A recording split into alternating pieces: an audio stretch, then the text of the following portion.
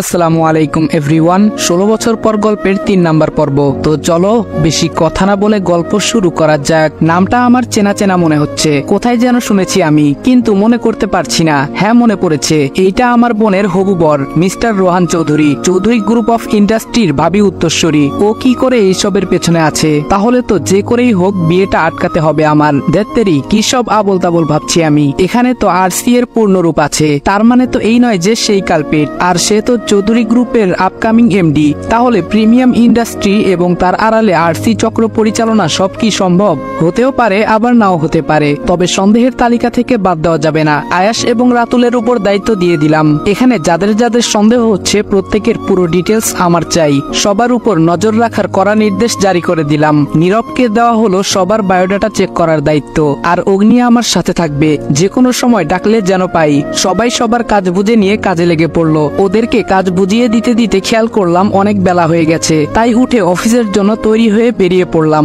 যেহেতু ম্যানেজার দায়িত্বে নেই, তাই ওদের 4 জনকে ছুটি দিয়ে দিলাম। ওরা ওদের কাজ করবে। আমি অফিসে নিজের ডেস্কে বসে কাজ করছি, তখন ওই কেউ নক করলো। আমি বললাম কামিং। ওয়ার্ড বয় কফি নিয়ে এসেছে। কফিটা দিয়ে চলে যাচ্ছিল, কিন্তু আমার ওর মুখ দেখে সন্দেহ হলো। ও কিছু একটা বলতে চায়, তবে ভয় পাচ্ছে, তাই বলছে না। আমি বললাম দাঁড়াও। ওয়ার্ড বয় বলল আগে স্যার, আপনার কিছু লাগবে? আমি বললাম না, আমার কিছু লাগবে না, তবে তুমি কি বলতে চাও তা আমায় বলো। সে বলল কই স্যার, আমি তো কিছু বলতে চাই না। আমি বললাম দেখো, তোমার চোখ মুখ স্পষ্ট বলছে তুমি কিছু বলতে চাও। ভয় পাওয়ার কিছু নেই, তুমি নির্ভয়ে বলো। আমি কাউকে তোমার ব্যাপারে কিছু বলবো না, প্রমিস।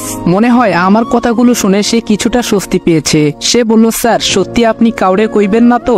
আমি বললাম না, কিছু বলবো না। তুমি আমায় বিশ্বাস করে দেখতে পারো, তোমার কোনো ক্ষতি হতে আমি দেব না, পাক্কা। ছেলেটা রীতিমতো ঘামছে। আমি তা দেখে এক গ্লাস পানি ওর দিকে বাড়িয়ে দিলাম। আমার হাত থেকে গ্লাসটা নিয়ে সবটা পানি খেয়ে নিল। আমি বললাম বলো রমিস, কি জানো তুমি? ভয় পেও না। ও কিছু বলতে যাবে তার আগেই কেউ দরজায় নক করে, আর রমিস হকচকিয়ে উঠে দাঁড়ায়। আমি ইশারায় তাকে থামতে বলে বাইরের ব্যক্তিকে ভেতরে আসার পারমিশন দিলাম। এ মা, এ কি? এ তো ইসি। খুব বাঁচান, বেঁচে গেছি। বোকা মেয়ে, পুলিশ অফিসার হয়েছিস আর এইটুকু বুদ্ধি নেই? বাইরে দাঁড়িয়ে আমার কথা শোনার চেষ্টা করলেই তো পারতি, বলদ কোথাকার। যাক, ভালো তো আমারই হয়েছে। আমি মনে মনে এসব ভাবছি, তবে ভাবনাটা ভেঙে গেল ইসির একটা কথাতে। একদম 440 ভোল্টের শক খেলাম মনে হয়। ইসি বলল স্যার, বাইরে দাঁড়িয়ে আড়ি পাতার অভ্যাস আমার নেই। ও মা, বলে কি? আমার মনে মনে বলা কথা শুনে নিল নাকি? ইসি বলল স্যার, শুনতে পাচ্ছেন? আমি বললাম হ্যাঁ শুনছি, বলুন আপনি কি বলতে চান। ইসি বলল আমার 2 দিন ছুটি চাই। আমি বললাম মানে? 2 দিন হয়নি জয়েন করেছেন আর এখনই 2 দিন ছুটি চাইছেন? এটা কি মগের মুল্লুক নাকি? কি ভেবেছেনটা কি? হ্যাঁ, আপনার মতো বাকিরা ছুটি চাইলে তখন কি করব? অফিসের কাজ কে করবে? এক নিঃশ্বাসে কথাগুলো বলে ফেললাম। ইসির দিকে তাকিয়ে বুঝতে পারলাম ভালোই রাগ হচ্ছে ওর, তবে কাজের স্বার্থে রাগটা কন্ট্রোল করার বৃথা চেষ্টা চালিয়ে যাচ্ছে। ইসি বলল দেখুন স্যার, ছুটিটা আমার খুব দরকার। আমি বললাম এখন কোনো ছুটি হবে না, আগে বস ফিরুক, ওনার থেকে চেয়ে ছুটি নিয়ে নেবেন। রাগে কটমট করতে করতে রুম থেকে বেরিয়ে যাচ্ছে। উফ, দেখতে সেই লাগছে রাগী লোকটা। ইচ্ছে ছিল আরো কিছুক্ষণ দেখার, কিন্তু তার আগেই বেরিয়ে গেল। যাওয়ার সময় আমার রুমের দরজা অনেক জোরে ধাক্কা দিয়ে লাগিয়ে গেছে। আর একটু হলেই ভেঙে যেত, তখন কে জরিমানা দিত? নিজেই বিড়বিড় করে বললাম এসব। এতক্ষণে রমিজ চলে গেছে, এখন ওকে ডেকে কথাটা শোনা দরকার, তাই ডেকে পাঠালাম। তবে রমিজ আসার আগেই আমার ফোনে একটা কল চলে আসে, এজন্য আমাকে বেরিয়ে পড়তে হয়। আমি বললাম হ্যাঁ অগ্নি বলো। অগ্নি বলল স্যার দেখুন এগুলো কি। আমি একটু এগিয়ে গিয়ে বক্স ভর্তি মালগুলো দেখে নিলাম। ও মাই গড, এতগুলো ড্রাগস! দেখে মনে হচ্ছে ড্রাগসগুলো কিছুক্ষণের মধ্যেই এখানে এনে রাখা হয়েছে। ঠিক তাই, কিছুক্ষণ আগের ঘটনা। ম্যানেজারের কেবিনে ল্যান্ডলাইনে ফোন এসেছিল, যেটা আমি ধরেছিলাম। আমি বললাম হ্যালো। অপর পাশ থেকে বলল আজকে 2 প্যাক স্পেশাল মাল গেছে, রিসিভ হয়ে গেলে কনফার্ম করে দিও। আমি বললাম ওকে। কথা শুনে বুঝতে পারলাম বেচারা জানে না ম্যানেজার ছুটিতে আছে। যাক, এটা আমার ভালোই হলো। ফোনটা কেটে দিয়ে ভাবতে লাগলাম মাল কোথায় পৌঁছানোর কথা বলল। একটু ভাবতেই মনে পড়ে গেল আমরা আগেই দেখেছি সেই জায়গাটা, আর তাই অগ্নিকে ফোন করে ইনফর্ম করে দেই সবটা, এবং সে আমার কথা মতো ওইখানে চলে যায়। এদিকে আমি নীরবকে ফোন দিয়ে ওকে অন্য একটা কাজ দিলাম। আমি বললাম হ্যালো। নীরব বলল হ্যালো স্যার। আমি বললাম হ্যাঁ নীরব, শোনো, আমাদের ম্যানেজারের ল্যান্ডলাইনে এখন যে ফোনটা এসেছে এটা ট্র্যাক করে দেখো কি পাওয়া যায়। নীরব বলল ওকে স্যার। নীরবের ফোনটা কাটার পর রমিস রুমে কফি নিয়ে প্রবেশ করে। এর মাঝখানে বাকিটা তো আপনাদের জানাই আছে। এখন আমরা সেই বন্ধ স্কুলের ভেতর আছি। আমার আর অগ্নির কথার মাঝখানে ফোন এলো। নীরব অপর সাইড থেকে একটা কথা বলল।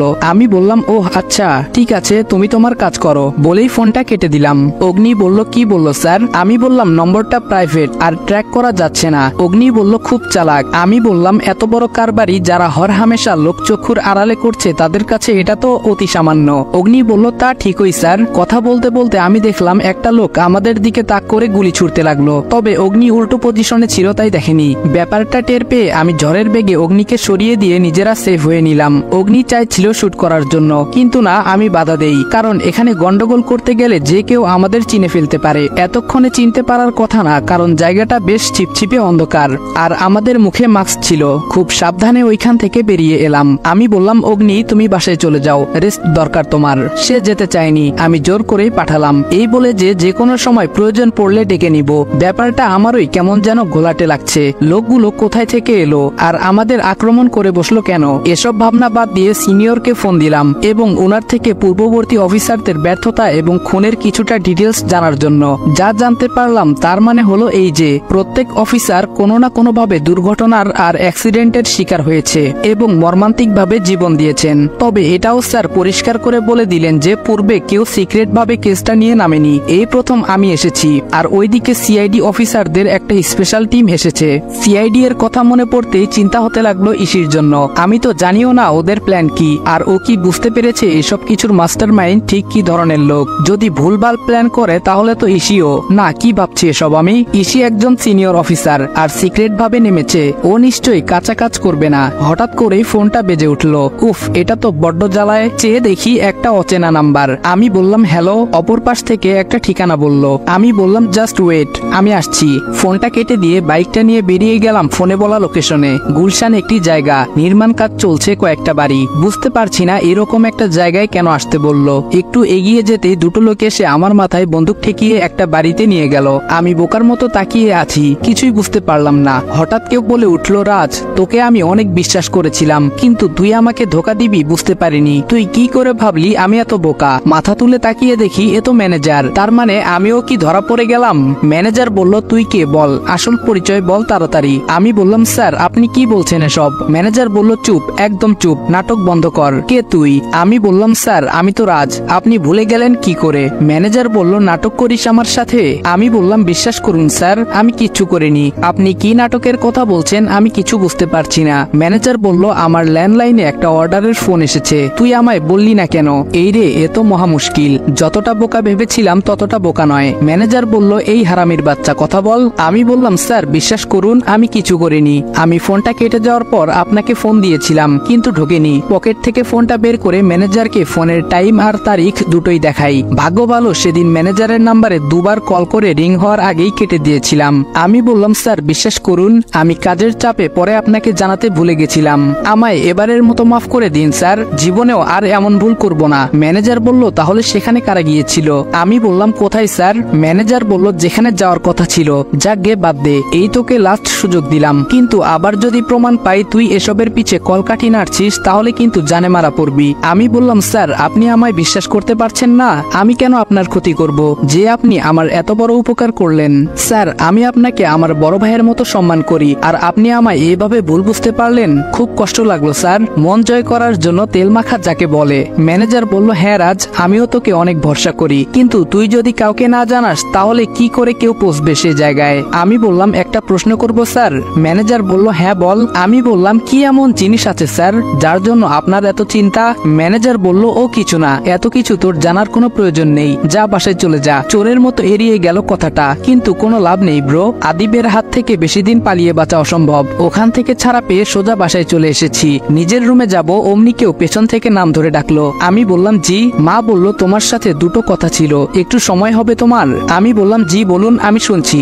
মা বলল আর তো মাত্র 12 দিন বাকি, তারপরেই আমাদের মেয়ে আরিশফার বিয়ের তারিখ ঠিক করা হয়েছে। আমি বললাম তো? মা বলল কালকে রোহান আর আরুর এঙ্গেজমেন্ট, সেই উপলক্ষে বাড়িতে একটা পার্টি অ্যারেঞ্জ করা হয়েছে, তাই তোমায় থাকতে বলছিলাম আর কি। আমি বললাম ও। মা বলল থাকবে তো? আমি বললাম কথা দিতে পারছি না তবে চেষ্টা করব। আমি বললাম কথা দিতে পারছি না তবে চেষ্টা করব। বাবা বলল তুমি তো আমাদের ছেলের মতো, আর আরু মা তো তোমার বোনের মতো, কেন এমন করো তুমি? আমাদের নিজের পরিবার ভাবতে পারো। মা বলল হ্যাঁ তোমার আঙ্কেল ঠিক বলেছে, তুমি একা একটা ছেলে আমাদের বাসায় থাকো, অথচ বাইরে খাওয়া দাওয়া করো, ঘুরে বেড়াও, এটা আমাদের ভালো লাগে না বাবা। আমি বললাম ঠিক আছে আমি চেষ্টা করব থাকার। কথাটা বলে ওনাদের কিছু না বলার সুযোগ দিয়ে চলে এলাম নিজের রুমে। বাহ বাহ, নিজেদের ছেলেকে এত অবহেলা করলো, ছেলেটা বাড়ি থেকে বেরিয়ে গেল, একবার খোঁজ পর্যন্ত নিল না। আর এখন একটা অচেনা ছেলের জন্য কত দরদ উনাদের। কথাগুলো মনে মনে ভাবছি, তখন হঠাৎ মনে হলো ইসির কথা। তার মানে পার্টির জন্য ও ছুটি চেয়েছিল। ফোনটা হাতে নিয়ে অগ্নিকে একটা কল দিলাম। কল ধরতেই আমি বললাম হ্যালো। অগ্নি বলল হ্যালো স্যার। আমি বললাম তোমায় একটা কাজ করতে হবে। অগ্নি বলল বলুন স্যার। আমি বললাম তোমাদের অফিস কলিগ ঈশিতা জামানের সাথে কন্ট্যাক্ট করে জানিয়ে দাও ওর ছুটি মঞ্জুর করা হয়েছে। অগ্নি বলল ওকে স্যার বলেই ফোনটা কেটে দিলাম। পার্টির দিন সকালে আমি ব্যালকনিতে দাঁড়িয়ে আছি, কারণ আজ কোনো কাজ করব না, বাড়িতেই থাকবো। বোনের এঙ্গেজমেন্ট বলে কথা। সকাল সকাল ঘুম ভেঙে গেছে। রুমের বাইরে বেরিয়ে দেখলাম বাইরে পার্টির অ্যারেঞ্জমেন্ট চলছে, তাই একটু ছাদের দিকে গেলাম। গিয়ে দেখি কেউ ছাদের রেলিং ধরে আকাশের পানে চেয়ে আছে। ঠিক বুঝেছেন আপনারা, সে অন্য কেউ না, ইসি। হয়তো বোনটাকে ঠিক যেন রূপকথার রাজকন্যার মতো লাগছে। সবাই ওর দিকে তাকিয়ে আছে, তবে আমার চোখ পাশের জনের উপর আটকে গেছে। সেটাকে আপনারাই বলুন। আমি আবার এত খারাপ না যে সবার উপর ক্রাশ খাবো। ছোট থেকে সব সময় একজনের উপরেই খাই বারবার। ইসিকে আজ দারুণ লাগছে। নীল রঙের ড্রেসে পুরাই যেন নীলপরি মনে হচ্ছে। আমি হা করে সেদিকে তাকিয়ে আছি। আমার ঘোর কাটলো মিজান আঙ্কেলের কথায়। আঙ্কেল বললেন থাকো তাহলে ইয়াংম্যান, এনজয় করো। আমি হ্যাঁ সূচক সম্মতি জানিয়ে মাথা নাড়ালাম, আর উনি অন্যদিকে চলে গেলেন। দেখতে দেখতে সময় ঘনিয়ে এলো। দুজনেই আংটি বদল করলো। সবাই করতালির মাধ্যমে অভিনন্দন জানাচ্ছে। আমিও তাই করলাম। আংটি বদল শেষে রূপ বদলে গেল, মানে মুহূর্তেই অন্যরকম একটা সাজ মনে হচ্ছে। এইরকমটা পূর্বের প্রস্তুতি, কারণ এখানে পার্টি দুটো হবার কথা ছিল। আমি তা আগেই জেনেছি। ভাবনার মাঝখানে শুনতে পেলাম ভাইয়া হাতে একটা মাইক্রোফোন নিয়ে সবার উদ্দেশ্যে বলছে, লেডিস অ্যান্ড জেন্টলম্যান, আপনাদের সবাইকে অনেক অনেক অভিনন্দন আমাদের এই পার্টিতে উপস্থিত হয়ে আমাদের পার্টিকে সাফল্যমণ্ডিত করার জন্য।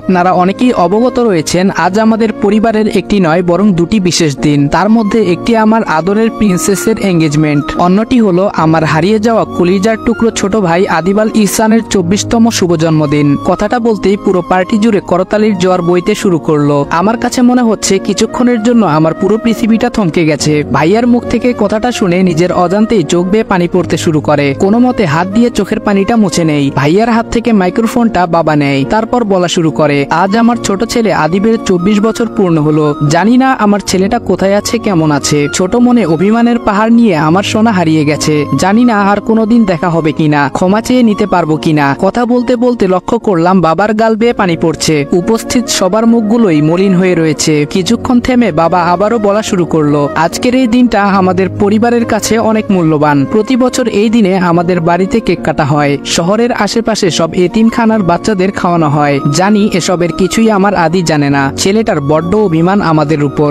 খেয়াল করলাম মিজান আঙ্কেল আমার দিকে তাকিয়ে আছেন। উনি ইশারায় বলছেন আমার চোখের পানি মোছার জন্য, কারণ এখন ভেঙে পড়লে চলবে না। আমার কাঁধে অনেক বড় দায়িত্ব। আমাকে আগে লক্ষ্যে পৌঁছাতে হবে, তারপর অন্য কিছু। এখানে সবাই উপস্থিত আছে, তবে একজনকে দেখতে পাচ্ছি না। হ্যাঁ ইসি, ওকে দেখতে পাচ্ছি না পার্টির কোথাও। তাই একটু উপরে গিয়ে দেখে আসবো ভেবে যেই উপরের দিকে পা বাড়াবো তখনই কানে একটা নাম ভেসে আসে। বাবা বলল রাজ। নামটা শুনে থমকে যাই। এখানে আমাকে কেন ডাকছে? ওরা কি চিনে ফেলেছে আমাকে?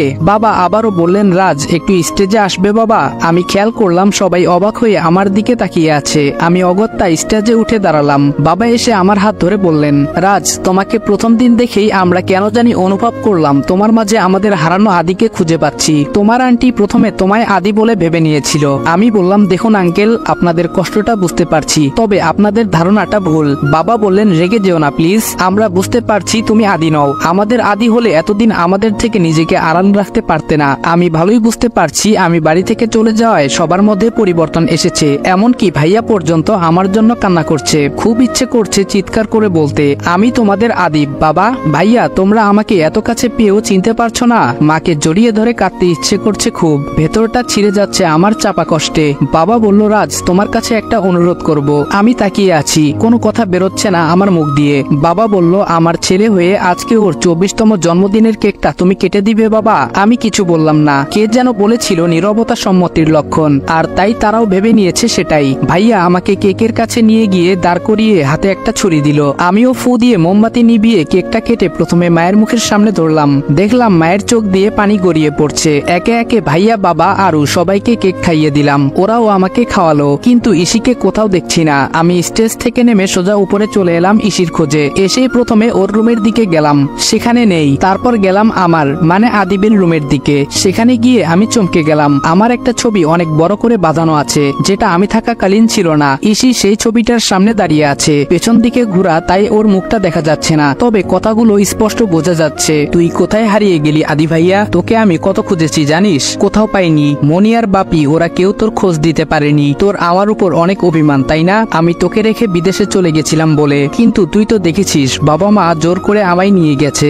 আমিও তো তখন তোর থেকে ছোট ছিলাম, তাই বাধ্য হয়ে চলে যেতে হয়েছে। তুই জানিস আমি 5 বছর পরেই দেশে চলে এসেছি, কিন্তু তোকে পাইনি। আমি অনেক জায়গায় তোকে খুঁজেছি, আজও খুঁজি রে। জানি না কোনোদিন তোকে পাবো কিনা আমি, তবে বিশ্বাস কর আমি সারা জীবন তোর অপেক্ষায় থাকবো। কথা শুনে আমি জ্ঞানশূন্য হয়ে আছি, কি করব কিছু বুঝতে পারছি না। এতগুলো মানুষ আমার জন্য কষ্ট পাচ্ছে। আমি ভেবেছিলাম ইসি হয়তো ভুলে গেছে আমায়, কিন্তু না, আমি ভুল। আমার পরিবার আমায় এত ভালোবাসে আর আমি তাদের বুঝতে ভুল করি। নিজের গাল বেয়ে পানি পড়ছে, দুহাত দিয়ে পানিগুলো মুছে নিঃশব্দে রুম থেকে বেরিয়ে চলে আসি। আনমনে নিচে নামছি, হঠাৎ কারোর সাথে ধাক্কা লাগে। সে কিছুটা ব্যথা পেয়েছে বলেই মনে হলো। উপরে মুখ তুলে তাকিয়ে দেখি মাঝবয়সী একটা লোক, তবে চিনতে বাকি নেই উনিকে। আমি বললাম আই এম সরি। সে বলল ইটস ওকে বলে দুজনে দুই দিকে চলে যাই। কিন্তু হঠাৎই সে আবার আমায় পেছন থেকে ডাকে, হে ইয়াং ম্যান, তুমি তো রাজ তাই না? আমি বললাম জি। সে বলল আমি রৌফ চৌধুরী বলেই একটা হাত আমার দিকে বাড়িয়ে দেয়। আমিও হ্যান্ডশেক করে নেই, তবে আমার কেমন জানি একটা খটকা লাগছে।